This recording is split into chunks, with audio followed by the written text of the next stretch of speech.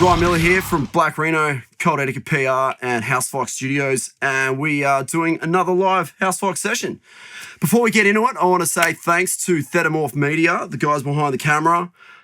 This team here do a fucking stellar job. Hit them up if you need photography, video work, anything like that. They put it all together epic. Ludwig Drums Australia, hooking us up with tubs. They fucking sound epic, my favourite drums. And of course, Young Henry's for hooking us up with beers. Thanks, guys. So, now we've got that out of the way. I want to introduce to you all one of the bands I think is probably as fucking good as it gets in Australia for thrash metal, and that's Flaming Wrekage. Welcome, guys. G'day. Thank you. Thanks for having us, man. Man, thank you for coming in. No worries. Yeah, so we've just kicked off today. We've just recorded the title track of the new album. Congratulations on the new album. Thanks, man. Cathedral of Bones. Yeah. Title of the track we've recorded and title of the new album. Where'd the title name come from? It's a bit of a concept. Like if you look at the album cover, this song is like the closest thing you're going to get to fully understanding that, I guess. It's like the whole concept was that, you know, humanity is at the stage where it seems like no one really gives a fuck anymore. It's like, you know, are we at the point where, you know, it's right there and it's like, you know, this is the fucking apocalypse and it takes something that big and fucking like obvious for people to actually stand up and realize that we've just fucked the world for years and years and years. So the album cover and this song, the lyrics in it, like it just goes around like these twisted motherfuckers, these little ghouls. You can see them on the album cover carrying bones around, and it's like a shrine to the apocalypse, basically. So they're building this cathedral, and yeah, that's just a shrine to the end, and it's just a symbol of what humanity has come to at this point in time, I guess. And that's, I guess, what this track's about when I think about some of the lyrics. Some of the darkest lyrics I've written, I reckon, on this one. Yeah. Yeah. Heavy. Yeah, man, it is. Heavy fucking metal. Heavy times, man. No, that's it. Well, the album sounds great. I've obviously had a pretty good listen to it all. You've been, you know, kind enough to share the full thing with me prior to release. Although this will be out by the time it's released. But, yeah, man, like the production, songwriting especially, like you're not afraid to slam out like a 5.5 minute thrash song and it doesn't lose interest, you know? Like there's, you know, there's some pretty big songs on the album in terms of, you know, structures and changes and yeah, like having a good crack at like a good, I think like, yeah, like not being shy to write a good length stint song, which is really, really fucking cool. Yeah, you can't shy away from like a bit of length in your tracks when it's just like everyone likes a bit of length. Who doesn't, You write a song, right? And that's as long as the song is. Yeah, exactly. Cutting it short is taking part of that song and throwing it away. You can't do that. Totally. It's also just like, I don't know, like we don't ever set out to write like big epic songs or short little songs. It's just whatever the song needs. And, you know, a few more riffs get added here and there, and then it's like, oh, fuck, it's 6 minutes. Sweet. Yeah. You know, we don't think if it about feels that right. If it feels right, that's it. It's what the song deserves, you know? It's like we're never going into it with just like, we need a 3.5 minute track for blah, blah, We're not blah. trying to write fucking radio hits, so, you know, 6 minutes is fine by us. Yeah. It's cool, man. And like, you know, like, so you've got, you obviously thrash metal band, so to speak, but there's some groovy riffs in there. Yeah. There's some real fat grooving riffs. Yeah, and like listening to it, it just canes, man. So Thanks, man. Congratulations on it. Yeah, cheers. Essentially. There's heaps of different influences on the record for sure. But like, I don't know, I feel like heavy metal is like a bit bogged down in too many subgenres. It's just heavy music, man. You can take influences from all sorts of different places, whether it's death metal, thrash metal, you know, groove, stoner, whatever. Like, so we've always approached our songwriting with that in mind. And I think that all those different influences, because between the four of us, we listen to a lot of different shit, and it all kind of comes together and makes what the band is, Flaming Wrekage. So yeah. I mean, we were talking just before we turned these mics and cameras and stuff on, and we were talking about like the fucking Porkers, like. You know, we both listened to the Porkers growing up and Real Big Fish and like punk and ska and things like that. Yeah, well, like I can hear a little bit of the Porkers in this album, actually. Yeah, Just kidding. it's the backbeats, the upstrokes. It's those little horn sections, though. Because like my background is woodwind. I play sax, clarinet. Ah, that's right. Dave was telling me about this a little while that's ago. what I played first, and then I ended up picking up a bass because, you know, every band's like, oh, we need a bass player. I'm like, oh, I guess I'll try. And that was what, a few years ago. Yeah. And just started thrashing out. Bought the biggest, stupidest bass I could find, which was the BC Rich 5-string. Yeah. Sounded like crap. Looks like crap. Looks like crap. Fun to play. And yeah, just played around and then these guys picked me up. Yeah, like if we ever wrote a song that, you know, was like, maybe we should put some fucking flute in there, I'd be like, cool, let's try it. You know, never going to say no to any kind of influence getting its way into this band. Like, I'm very open to that. Because I actually have a flute, and I was thinking that maybe we could Get do him on something on the next record together. If you want to get me in, I could Yeah, fuck yeah. a little jazz flute under there. Yeah, well, It'll yeah. work. Yeah. Flute solo. Maybe Jazz, you could harmonise a flute solo. I reckon we can do something. Yeah, like Children of Works Bodom like style, instead of guitar and keys, you could do like a flute and guitar solo. We'll work it. Flute sweeps. That's awesome. That's awesome. So there's a tour coming up. By the time this hits, it's going to be out. But you've got a bunch of shows coming up. I no doubt know they're going to go off. But I remember chatting to you a little while ago, Dave, and you were telling me about when you were touring Indonesia. And Famously so. yeah, man. And the sweatbox is involved in that. I believe someone's getting kicked out of countries or something. There was something hectic. Is there something that we can touch on or we can't touch on there? Sure, But I think you should dish out the dirt. It all starts with the sweatbox. Jazz, you can fucking take this one for sure. The sweat It box. sounded like a Oh trip. my god, the orgy sauna room. That, wow. I mean, that describes it pretty well. It was literally about a quarter of the size of this room. It was so small. That's being It was generous. tiled, Yeah, tiled floors. and it was literally just a prac room that they converted to a gig room. They packed about 60 people, if not more, in there Yeah. during like a 40-something degree day. Definitely. Well, played it's some always good- 40 degrees. But the humidity was the thing. It was just They unbearable. literally had someone come in and mop the Between floor sets. Yeah, in it's between like sets. change because over. It's just sweat. Bring in the mop guy. He's fucking getting all the sweat off the ground. It was nuts, man. There's And then- footage of it, and our camera guy had to literally continually wipe the lens clean because it just kept fogging up with all the breathing and shit. I remember It was- the And there's kids with hoodies in there too. yeah. Dude. What the fuck? They're like repping their favorite hoodie with their favorite band, just like staying true. They're like, I have to wear this for this show, even though they're Full just tropics. But that's the difference. Like, because I've got into quite a bit, or before COVID, but I've been into like heaps of times for surf trips and stuff. And the local crew over there, like the local Indonesians, they're used to that temperature. So Yeah.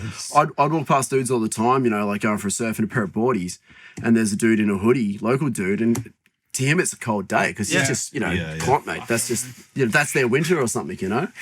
But it's nuts. yeah. it's insane. How many shows did you do over there? We did 3, I think. We were supposed to do like 8 or 9, but the tour got cut short because, we were about to go on stage at another little sweat box, but it was fucking so. It was a beer I was house. So keen for this gig. It was a beer house. But well, I just remember seeing this guy.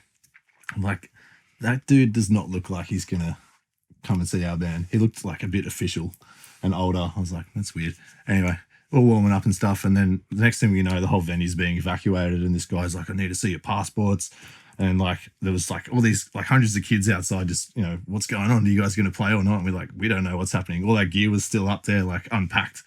You know, we were ready to go on stage. And these dudes were like, you need to show us your passports. And I think half of us had them on us, and the other 2 didn't. They were back at the Ecom. So Juzz and what was his name? Flop. Our driver was The driver. Flopper. Just like legged it back to the Ecom in record time and got the passports. And then they were like, all right, sweet as, see you tomorrow at the immigration office. So we just didn't know what the fuck. Well, we were like, see gonna you do. tomorrow, you're out of here. But, well, we didn't know what was going to happen. Like, we were like, maybe they'll just have a look. Maybe they're just doing a routine check. Like, I don't know. Is the tour over? We were on the phone to the embassy, and they were really helpful. But, it was stressful times, man. We just had no idea what was going to happen. And then the next day, we had to go to this, like, just imagine, like, the RTA, but even more depressing. And we were there for, like, they were like, oh, it'll, you know, take an hour or 2. We were there for like 12 plus hours. yeah. Yeah, it's pretty heavy. And then even at the end of that day, they still didn't give them back to us. And that was when we were like, right, there is a law in place where you can't take someone's passport for longer than 24 hours. So, Australian Embassy managed to get on the blower and Tell get them how them though, back. like they weren't picking up the phone call in the office. We had to send our tour manager in you with can the tell phone. this one. Fucking Yeah, we had to get the embassy to call one of the phones that we had, and our tour manager Herman, basically, from what I hear, he just ran into the guy's office and just like threw the phone down. It was like, they didn't want talk. They didn't want a bar of it. Yeah. But the whole reason they did it was because we weren't on the right visas. Even though spoken, like, you know, you don't go overseas without doing a bit of research. We spoke to heaps of different bands, Aussie bands as well, that had done the same circuit, and they were like, yeah, man, you just go there, holiday visa, it's all good. It's like the same thing you do when you go to Europe. It's like 6 months visa. You know, you don't need to apply for some crazy performance thing over there. We're like, It's not like we're like you're saying, like playing venues with 60 people. It's not like we're Yeah. We weren't Metallica making any selling. money. yeah, that's you the know, thing, yeah. We were Like, making nothing. We were actually losing money. Yeah, of We course, were we giving all do. most of our stuff away because, you know, Yeah. we're just trying to do it to No one help has the make cash to even buy merch there, so we were like, we just hear it is a holiday. We're just playing shows, but Yeah. you know, their whole thing was like, yeah, but you're advertising the tour, so you need to be registered as like a, you know, your visa needs to reflect that properly as like a business. So Yeah, wow. It's very corrupt, man. I'm sure you know, but yeah. yeah. So yeah, it was a shame, man. We were having the fucking So greatest you time. did get kicked out. Yeah, we got kicked out. It did We eventually. got I couldn't remember what the end of the story was. We didn't get the red stamp in the passport. We got asked very forcefully to leave. Yeah. Like we had flights booked to go home in a few days. That's good. And they're like, no, you need to book a flight home sooner. And the one we Needs ended to up be getting tomorrow. was the day before we were leaving anyway. It was literally Okay. like, show us the flight and we'll give you the passport back. Yeah. Yeah. So which was easier said than done. it sucks that it happened, but it's good that at least they did it that way, because Yeah. it's not like a mark against your name that, No, you know, no. if another, Yeah. some cool thing pops up and then you go, cool, well, let's go. Okay, let's sort out whatever visa it is. I don't know. There's no red mark against your name, because that would really suck, Yeah. you know? Yeah, for sure. There's a funny thing on the way out, heading into the airport, scanning the bags. Dave's bag gets pulled up. And we're like, oh, what the? It wasn't what a now? bodyboard case, was it? We No, assumed it was. It's like, oh, what now? We're just our guitar tech. We're just trying to leave. What's all this? And the guy pulls plays out a pretty can, and it's like fret cleaner. Like, oh no, it wasn't. It was Yeah. your WD-40 or something? input jack. The Oh yeah, Contact cleaner. Contact cleaner, yeah. Yeah. Fuck. I remember I had the same guy at customs going in and out, and he like recognized us. He's like, "Oh man, how was the tour?" I was like, "Fucked." He's like, "Oh shit." It's so funny. But yeah, man, I fucking would have loved to have finished the tour, because we were having such a good time. Oh, yeah. Like we were having a better time off stage than we were on stage. Like It's true. letting off fireworks at the top of mountains and all sorts of shit. It was so Seeing good. waterfalls, feeding monkeys. Indonesia's a cool place, It's man. cool, I've, yeah. I've It is. traveled around a fair bit there. Yeah. And Balinese are just, they're like super cool people. And then, and just the whole place, it's like, it's got a good vibe about it. Yeah. And then it being a surfer, it's just the pretty much best Yeah, place on yeah. the planet. So Yeah. it's pretty rad. No, it's good fun. It's pretty rad. And how did the Europe tour go? oh, That was good, man. Like, I mean, it's just like the thing we learned with that was it's like starting out anywhere, you know. It's like starting out in Australia, States, wherever. You just got to earn your stripes and just grind hard. Like, you know, I think bands that go over there for the first time and manage to get themselves on this huge bill, it's very, you know, very lucky. Like, you got to start from ground zero and build your way up. So it was a learning curve for sure, but it was really good. Like, we met some great people there. We played some awesome shows. It was really cool. Arles Thomas. Yeah, and that was Matt's first time overseas with us as well. So Yeah, sick. I mean, it's like you say, you got to earn your stripes, and that's the reality. I think sometimes people think that, like, you know, you just line something up and then you go and then like, oh, you just do it once and that's it. You know, like, no, man, you got to go over there. You got to play the smaller venues, and you got to, you know, you got to show you got the muster for it or whatnot, and then the next time you get something a little bit bigger or better, and yeah, it's a you know, persistent sort of thing. It's not a one time. You say smaller venues, but some of the places we played were massive stages. Yeah, wow, yeah. really. Yeah. There was one where, what rad. was it called? Oh, that festival. I don't remember what it Like was a called. Coast Rock or some shit. Yeah. But that was like playing at the fucking Horden Pavilion, and then the next night it was like in this tiny little room, like the size of this. Yeah. So that was cool. I had a good time, man.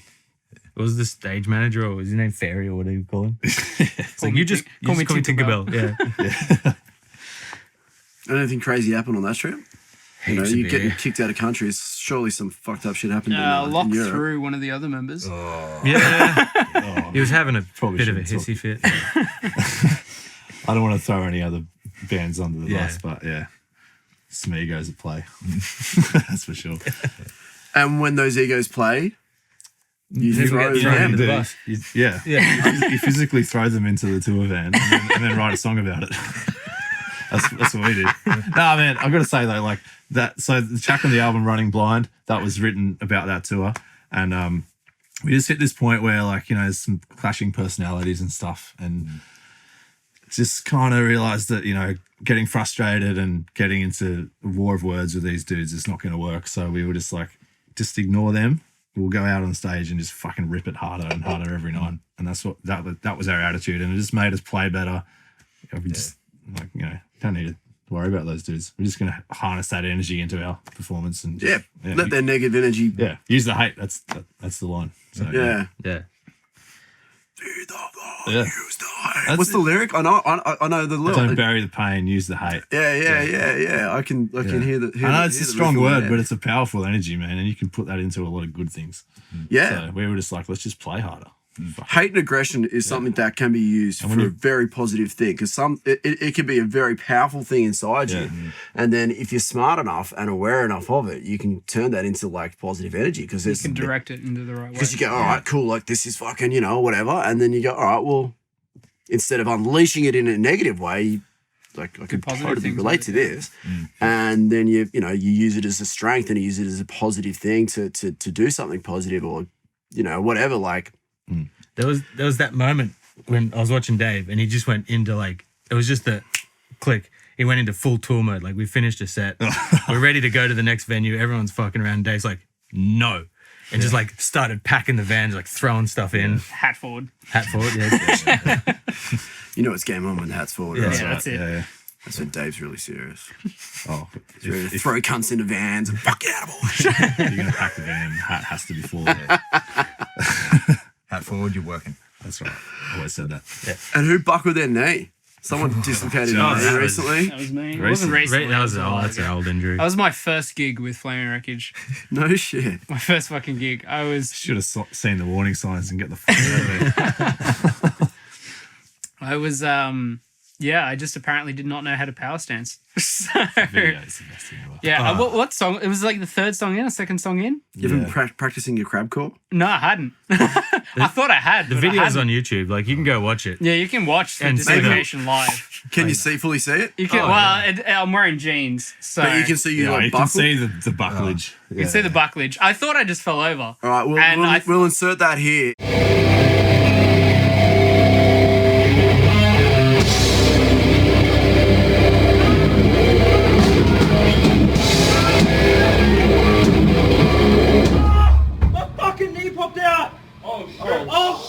And then I stood back up and I buckled again, and I was like, "What?" And then I felt my knee, and my kneecap was like there. I was like, "Oh god." I thought you just fell over too, so I thought it was hilarious. Yeah. obviously. So did someone in the crowd. Someone was like, "Yeah," and I was like, "No, get help." And he was like, "Oh fuck." And that's when the song stops. We when we did the Thrash Blast Grind Fest, I went to jump off the stage and jump in the circle pit, and Chris from Cold Creature. Yeah. Yeah, Dude, yeah. Jeds. Dude of the Jets, Yeah, a he's fucking cool. lead. He's Yeah, a he's real cool, good man. dude. I really like the guy. And I went to jump into the crowd, and he was at the front, and he grabbed my legs, probably thinking that there was someone behind me to fall into like a crowd surf or something, you know. And but there wasn't. There was a bit of a circle there, and I was trying to jump into the circle, and then I just went like this, head first, and I went full head first into the concrete. Like there's like a thin layer at the is it the Tivoli or the Triffid? I always get those two mixed up. What are the one that's the dome? Oh, that's the Triffid. The Triffid, yeah. Beautiful. Good time. That's that young Henry's fucking Christmas, right? You don't get that crack with any other beer. But I smashed my head, man, and I was mid verse, came up seeing stars, and then and I just kept continuing around the pit for a second, then got back on stage, and I was just like in a full daze. And then after like the set finished, I just kept going, you know. I had, you get like an egg that goes whoop. Yeah. I had one about that big. Like the whole side of my head just went. And the manager at the venue was like, "It's called an ambulance." It's fucking. I was like, no, right. And then like after the show and all that, like we packed down. I was like, yeah, maybe I should go to the hospital. This is pretty fucking hectic. And then I was like in intensive care, or in emergency ward. Sorry, not intensive care, emergency ward till like 3 a.m. under like watch, because they were like, "Don't fall asleep." It's like, okay, man. And then after a while, they're like, "Yeah, okay, you're safe to go." That was the worst. Was that the mid worst. tour? That was the first night. Well, see, the first Same night's thing. always cursed. That was the first night. And then Yeah. I remember the next show in fucking Wollongong somewhere, we had, what was the venue? I don't know, somewhere. But the gig was upstairs, and Juzzy's got a dislocated knee, rocks up with crutches. I'm like, oh, for fuck's sake! Literally, Everyone else had to carry my shit. I had to carry myself up there, but fuck. I had to play the gig sitting on a stool too. Well, if you, very can, upsetting. if you can get through that tour, you're a lifer. Yeah, Oh, and here he is. That's all right. still here. Shredding it up. Shredding it up. That's awesome. This is all pre-Matt, by the way. Pre-Matt. Yeah. This So is how- pre-lock too. No, he's Premier as well. yeah. pre-lock as That's well. fucking early days. Yeah. So how long have you guys been? Because you've been in the piece as long as I've known the band. Yeah, I joined just before Flesh released. Yeah. That's probably about when I think I met you guys. This is what, 4 Yeah, probably. years-ish ago? Yeah. We probably Yeah. played together a few times on that tour. Maybe. Yeah. Yeah, I don't know. I think probably. But yeah, it was around that period I sort of, met you guys and that. Yeah. I got I was not playing at the time. I wasn't in any bands, and I got a message from Dave like, hey, do you want to come and play bass? I'm like, I'll give it a go. Nearly didn't even send that. I was like, I don't think I'm going to find anyone. I hit up so many dudes. And Jack Ma was like, oh, no guy. I'm like, oh, fuck. Is he going to be any good? Lives on the Central Coast. There's no It way is. it can be good. And here we go, Yeah. 4 or 5 years later. And I mean, I guess I was good enough. well, you own a freaking music school, man. We were talking about before. You've got Yeah. like a full little music school in Beecroft. Yeah. It sounds epic. It works. Yeah. Yeah. No, I enjoy doing it. Just teach all afternoon. Woodwind. What else do you play? So Because you seem like you've. Sax. yeah, I'm a wind player. Got I a bit play of mostly everything. play woodwind and brass. Yeah, wow. I got a few euphonium students. Like everyone's like, it's a tuba. No, tuba's bigger. This is the middle one. But they got the euphonium, trombone, Didn't even know what that word was. euphonium. Until just then. It looks exactly like a tuba. You just teach all the time, don't you? That's wild. Because when I see you guys play, like, you're a bit of a meat axe, You're a fucking strong dude. Yeah. You got the big fucking. You look like a bit of a tough cunt, basically.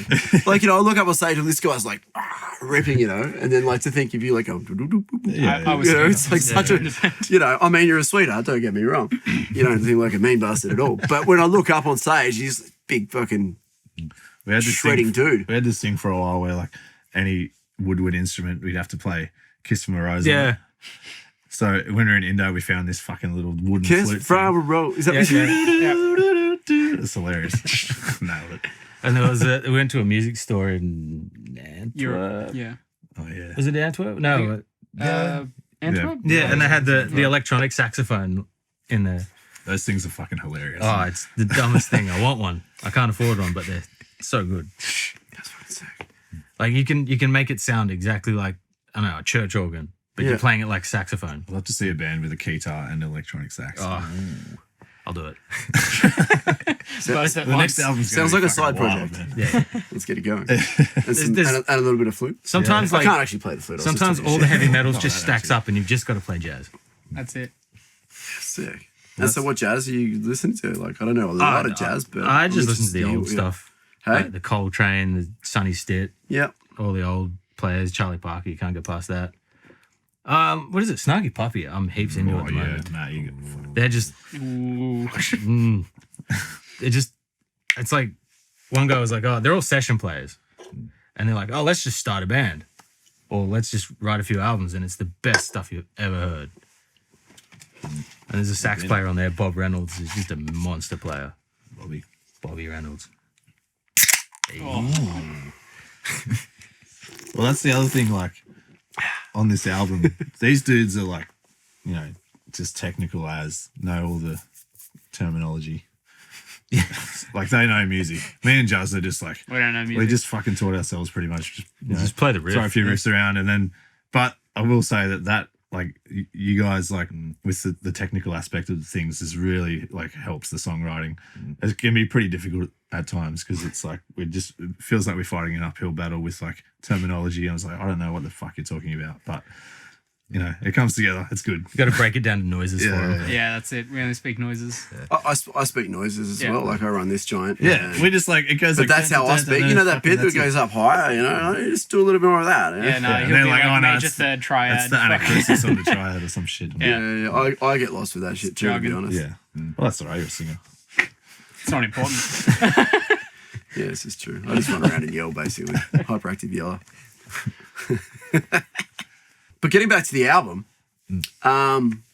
so how long have you guys been preparing for this? Because once again, it is a fucking stellar masterpiece, I believe. Yeah, like, We finished recording it a while ago. Yeah. like what was it, October 2019? Fuck. Yeah. So it's just been like in the October 2019. it's just been in the cupboard since then. Oh, no shit. Yeah, we sat on it for a while. Like, I mean, in a non-COVID world, we would have put it out last year for sure. But Yeah. it's just, we're in this band to go on tour, and if you can't promote an album, it's fucking hard, man. So we just thought we'd just, hold on to it for a little bit. And I think we made the right call there. If we put it out into the world with no tours and no, Can't do an no album launch traction. without gigs. No, man. Yeah. It's pretty hard to, even like, unless you're like some huge band, but like for bands at our level, That's right. Yeah. I mean, there's you like, know. I know a few close mates that have put out albums last year just at the wrong time, and it's not their fault. It's just how it panned out. But yeah. it's so hard. Like Darker Half, great example. Like fucking really close mates with those guys, and they put out this incredible record, but it just came out in March when everything was changing by the hour. And they had all this stuff planned and they couldn't go overseas, and it was just like, fuck, it's so disappointing to see that. Like, that album would have been It's massive. a great album too. It's so good, It's a man. really great album. So hopefully those guys can get on the road sooner rather than later. But we just didn't want to be in a position where we had to just throw something out there and hope for the best. Like, we need to go on tour basically. Yep. So, yeah. 100%. And why we whilst do we're it. talking, like bringing up, like you're talking about Darker Half's epic album, which, what's it called? If you only knew. Everyone go check it out. Yeah. So good. I haven't listened to it yet, I will. Power What are the other Metal's your Aussie thing. bands that like really making your fucking vibe at the moment? Like, let's plug, At let's the plug some of moment- the crew. Astro Death. Oh, man. Yeah. Actually, it's funny you mentioned Astro Death. I'm quite a fan myself. Yeah. Like we played with them December, Yeah. and I knew about them before that, but I hadn't really sat down and had a listen. And after we played with them, like, it's been on constant rotation. Yeah. Dude, I saw them play at the Time and Tide Hotel, which is a pub at the back of Yeah, fucking, you know where it is, the back of DY there. yeah. It's like this old pub. It's kind of in the back, it's out of the way. And I went down to watch a mate's band play, and they were on first. And that was just a couple of years ago when they were just sort of starting out. And I walked out to the, I was like, there's like 20, 30 people in the room, and I was just like, these two dudes were just carving it up, and I was just like, Yeah, fuck, it is these just guys cool. rock. Like, I was super impressed. It's a big sound. And Yeah. it's like a lot of, I don't know, like when Royal Blood came out, everyone was like, let's do a two-piece thing to limited success, I think. Like, Yeah. But these guys, like the way that they've, like, it's very calculated, and the way they've set up their sound is like really clever. And it actually sounds like a full band. It's two dudes, fucking killer. Yeah. Yeah. Yeah, it's really good. I couldn't believe it. And there was like, I just literally ran out to the front of the venue, screamed at everybody in the beer garden, everyone get the fuck inside Yeah. now. I didn't know most of the people out there. And then just went in there and just jumped around for them. And then Yeah. some other dude jumped around, and there was like two or three of us just jumping around together. Is that the venue with like the weird like TV screens like on the back of the stage? Is that one? Yeah, there might be like a TAB stand. They changed it's it, like but fucking Keno behind you. When you yeah, and fucking God bless them, man. They're putting on sick bands on the beaches, and there's not a lot of venues in this area No. that'll put on heavy rock bands and Do a metal bands. So, freeform set where you just good call on the you guys Keno for doing numbers that. over, like, doom. It is really Yeah, cool, yeah. but it's a very old school venue, and Yeah. it is a bit out of the Oh, way. mate, anywhere with a stage is fucking, it's good. Yeah, yeah. Who else is getting you red hot? Fucking, Who's giving you a battle fat? I'll tell you who's giving me a battle. Werewolves. Yeah, man. That's killer. One of Dave Haley's 35 bands. Yeah, we've been doing the PR for that one. Oh, fuck. It's Yeah. so, like, unapologetically brutal. It's great. I don't like you. Fucking What's that song? hate It's like, you. my piss is radioactive. It's sick.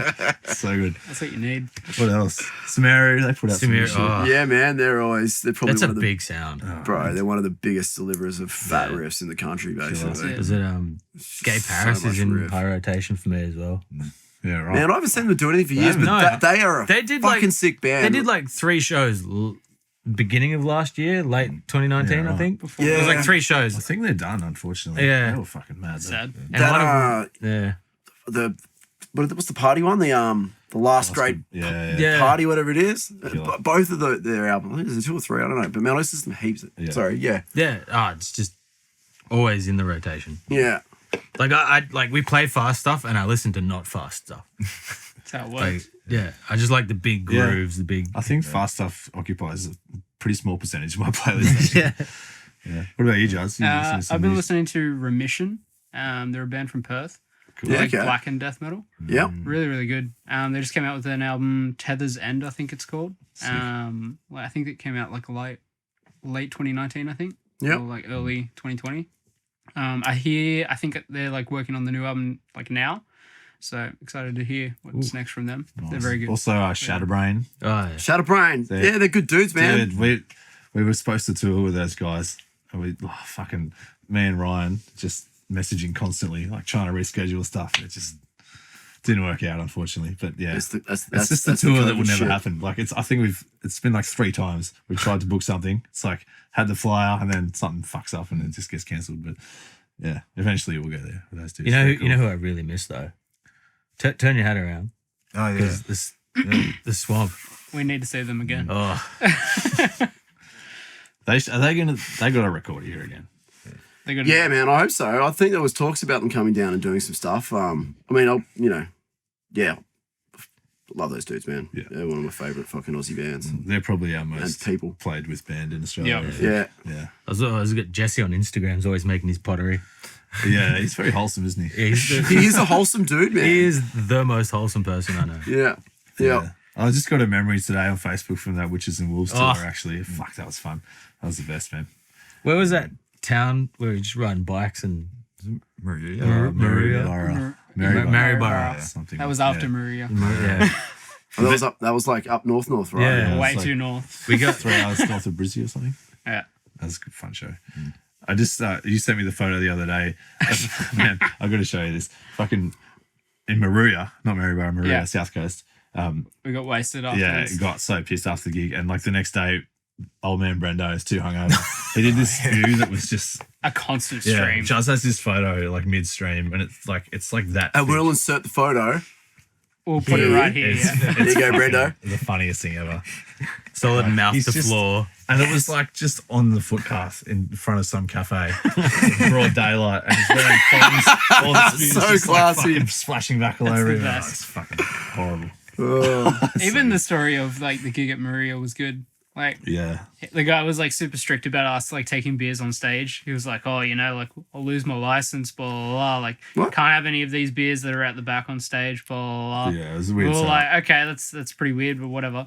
So we're like warming up backstage. Black Swan played, and then he like walked out after the Black Swan played, and he's like, "All right, that was fucking They amazing." played like one song. He's like, that was fucking sick. Take beers. I don't give a fuck. All right, fuck the license. Who cares?